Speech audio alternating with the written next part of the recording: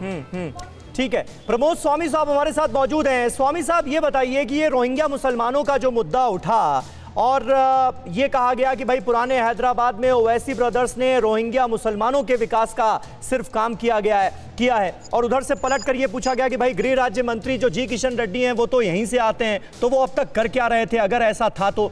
क्या आपको लग रहा है वाकई ये सारे मुद्दे जो हैं ये निगम चुनावों में हावी रह सकते हैं, मुद्दा बन सकते हैं?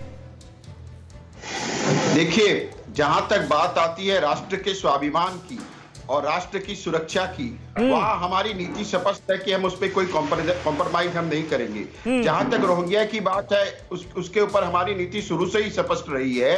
और आपने 2-3 और भी सवाल उठाए, जैसे आपने भाग्यनगर के बारे में, नाम बदलने के बारे में। तो मैं यह कहना चाहता हूं कि हमारी जो भारत की जो संस्कृति है वो 5000 वर्षों से भी पुरानी संस्कृति है। लेकिन ओबीसी साहब ने हमेशा जब भी उनको मौका मिला, जैसे 500 वर्ष का संघर्ष था राम मंदिर के लिए और उसका निर्णय भी सुप्रीम कोर्ट की अदालत के द्वारा तय किया गया, लेकिन वहां पे भी उन्होंने उस निर्णय को स्वीकार नहीं किया और अपनी विषैली जबान के द्वारा और अपनी घृणा फैलाने वाली राजनीति उन्होंने वहां भी जारी रखी।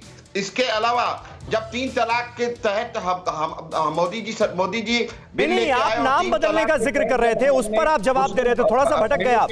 प्रमोद स्वामी साहब, ये बताइए ना, हैदराबाद का नाम अगर भाग्यनगर हो जाएगा तो क्या होगा? जो नीति है वो दकियानूसी नीति है और ये दकियानूसी नीति और दकियानूसी के ऊपर चल कर प्रमोद स्वामी जी, आवाज मिल रही है ना? स्वामी जी, आप बात कर रहे थे कि ये जो नाम बदलने की सियासत है इसको लेकर आप जवाब दे रहे थे, थोड़ा सा भटक गए आप। भाग्यनगर अगर हैदराबाद हो जाएगा तो कोई असर पड़ेगा क्या? लोगों को तो विकास से मतलब है ना, भाग्यनगर हो हैदराबाद हो, क्या फर्क पड़ता है? ये 5000 वर्षों से पुराना प्राचीन राष्ट्र है, इसकी अपनी एक पहचान है, इसकी अपनी एक संस्कृति है। अच्छा, पहचान और तो वो हैदराबाद रहता है तो उस संस्कृति को चोट पहुंचती है। भगवान श्री राम का नाम आना लाजमी है। इन्होंने तो उस तक का भी विरोध किया। जो राम मंदिर का जो फैसला आया वो सुप्रीम कोर्ट का फैसला था, वो कोई भारतीय जनता पार्टी का फैसला नहीं था, उसका भी इन्होंने विरोध किया। तो मैं ये कह रहा हूँ 3 तलाक का फैसला आया वो तो मुस्लिम बहनों को न्याय दिलाने के लिए फैसला आया था। 3 तलाक का फैसला नगर निगम चुनावों में कैसे मुद्दा बन सकता है भाई? यही तो सवाल है ना, उधर से यही आरोप लग रहे हैं कि आप लोग बड़े बड़े मुद्दे उछाल कर निगम चुनावों के लिए रैलियां कर रहे हैं, बहस कर रहे हैं। जो फंडामेंटलिस्ट जो मनोवृत्ति है वो स्पष्ट हो जाती है। इनका जो तानाशाही रवैया है, जो निजाम संस्कृति है इनकी, वो इनके विचारों के द्वारा और उनकी कथनी और करनी के द्वारा स्पष्ट होती है। अच्छा ठीक है, इनायत अली बाकरी साहब, एक छोटा सा रिएक्शन, जिस बात का जिक्र प्रमोद स्वामी कर रहे हैं उस पर मुझे लगता है आपका जरूरी है। असल मुद्दा तो क्या ये नहीं होना चाहिए, जिस तरह से भाई हमने देखा कि इस बार के मानसून में जब 2 बार तेज बारिश हुई तो हैदराबाद शहर पानी में डूब गया, तो उसका नुकसान हुआ ना, क्योंकि टीआरएस की सरकार है, तो लोगों की तो नाराजगी सरकार से ही होगी। आप वहां पर सत्ता में हैं तो नाराजगी आपसे थी, उसका कहीं खामियाजा तो नहीं भुगतना पड़ेगा?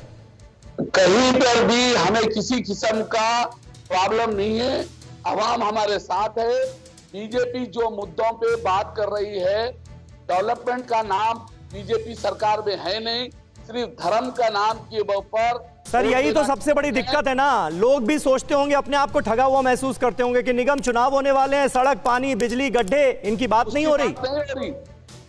वो लोग बात कर रहे हैं कि हिंदुस्तान की बात हो रही, सुरक्षा की बात हो रही।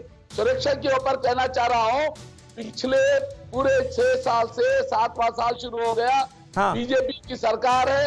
रोहिंग्या का वाकया हुआ तो बीजेपी ने ही बुलाया, यही अमित शाह के तरफ से, सेंट्रल गवर्नमेंट के तरफ से रोहिंग्या को बॉर्डर पे कौन, या टीआरएस जाकर है या ओवैसी जाकर है?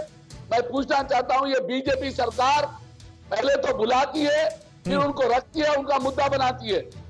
चाहे वो कश्मीर का मामला हुआ, कश्मीरी पंडितों को क्यों नहीं ले आया जा रहा? ये सारे चीजें बोलने की बात है। किसानों से बात कर हैदराबाद आइए। और चलिए ठीक है बाकरी साहब। अड़ी सोमवार से शुक्रवार शाम 6 बजे सिर्फ TV9 भारतवर्ष पर।